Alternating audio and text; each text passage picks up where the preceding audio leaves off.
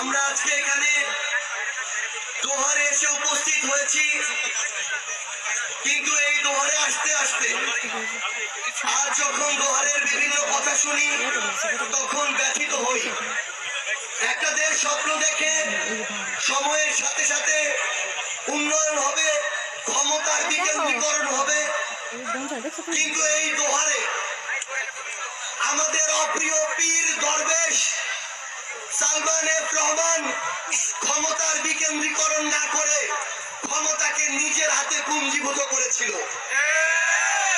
এই দরবেশ এই শাসনামলে যেখানে নবাবগঞ্জ এবং দোহার দুইটি আসনে বিভক্ত ছিল, দুইটি আসন হলে যেখানে ডবল উন্নতি হতো, সেখানে দুইটি আসনকে এই আমলে একটি আসনে পরিণত করেছিল।